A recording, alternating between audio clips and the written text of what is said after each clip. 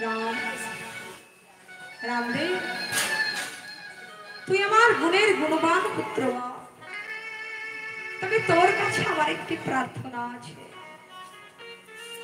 প্রভু রামচন্দ্র বললেন, কি প্রার্থনা মা? বিমাতা কইকেয়ী বললেন, রাম রে, তোর মতন সন্তানকে আমি আমার গর্ভে ধারণ করি, আমার গর্ভটা ধন্য করতে চাই। ভগবান পুরুষোত্তম শ্রী রামচন্দ্র বিমাতা কইকেয়ীকে বলছেন, মাগো, আমি তোমার গর্ভে জন্ম গ্রহণ করব সত্য, কিন্তু তোমার স্তনদুগ্ধ আমি কোনোদিন পান করতে পারবো না। কেন না? তুই কেন দুগ্ধ পান করবি না বল? রামচন্দ্র বললেন, মাগো, সে কথা কি তোমার মনে পড়ে? আমার মা কৌশল্যা যখন আমায় একটু দুগ্ধ পান করাতে গিয়েছিল, তুমি একজন মা হয়ে অন্য মায়ের যন্ত্রণা বোঝো না, তুমি আমাকে একটুখানি দুগ্ধ পান করতে দাও নাই, তাই আমি তোমার স্তনদুগ্ধ পান করতে পারবো না। আমি যে সেই পূর্ব জন্মে প্রতিশ্রুতিতে আবদ্ধ হয়ে আছি, কার কাছে? না ধরা মায়ের কাছে, তাই আমি তোমার স্তনদুগ্ধ পান করতে পারবো না। কেন জানো মা?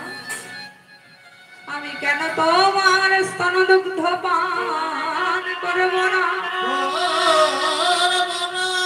ধরা মায়ের প্রেমে ধরা পড়েছি, ধরা মায়ের প্রেমে ধরা পড়েছি, মায়ের প্রেমে ধরা পড়েছি, আমি ধরা পড়েছি, ধরা পড়েছি, ধরা মায়ের প্রেমে ধরা পড়েছি, ধরা পড়েছি, ধরা পড়েছি, ধরা মায়ের প্রেমে ধরা পড়েছি, আমি ধরা পড়েছি, ধরা পড়েছি, ধরা মায়ের প্রেমে ধরা পড়েছি।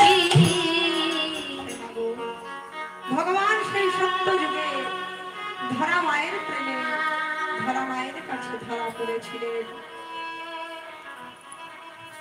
তাই বসুদেব পুত্রকে মস্তকে নিয়ে বাহির হয়েছেন, কিন্তু মথুরা থেকে বৃন্দাবনে যেতে হলে মাঝখানে যে নদী পড়ে তা হচ্ছে যমুনা নদী। বসুদেব যখন পুত্রকে মস্তকে নিয়ে যমুনা নদীর ধারে এসে দাঁড়িয়েছেন, দেখছেন সর্বনাশ, যমুনায় এত জল, উতল তরঙ্গ, আমি পেরিয়ে যাব কেমন করে? তখন হলো কি, সেখানে একজন এলেন, তিনি কে? অকস্মাৎ শিবায় হলো উপনীত উপনীত যমুনা পার হয়ে গেল, হয়ে হৃষ্টচিত্ত। হৃষ্টচিত্ত। ওই ছোট্ট শ্রীরামটা দেখে যমুনা পেরিয়ে যাচ্ছে, তবে আমি কেন পারবো না? পিতা বসুদেব মনে মনে ভাবছে। তাই শ্রীরাম আজ যে পথে যায়, বসুদেব শ্রীকালকে লক্ষ্য করে সেই পথে যায়। এই বলে ভগবানকে মস্তকে নিয়ে পিতা বসুদেব নেমে পড়লেন যমুনার জলে। এদিকে হলো কি মা, যমুনার মধ্যে একজন ভক্ত, ভগবান যখন পিতার মস্তকে ছেড়ে যমুনা পারাপার হচ্ছে, যমুনার মধ্যে একজন ভক্ত ভগবানের কাছে করজোড়ে নিবেদন করে বললেন, প্রভু, বাহ, কি সুন্দর, আমি থাকবো পরে আর তুমি আমাকে চরণ না দিয়ে চলে যাবে পিতার মস্তকে চড়ে। প্রভু, তুমি কি ভুলে গিয়েছো? তুমি আমায় কথা দিয়েছিলে যমুনা, আমি তোমাকে চরণ দেব, সেই কথা কি তুমি ভুলে গিয়েছো ঠাকুর?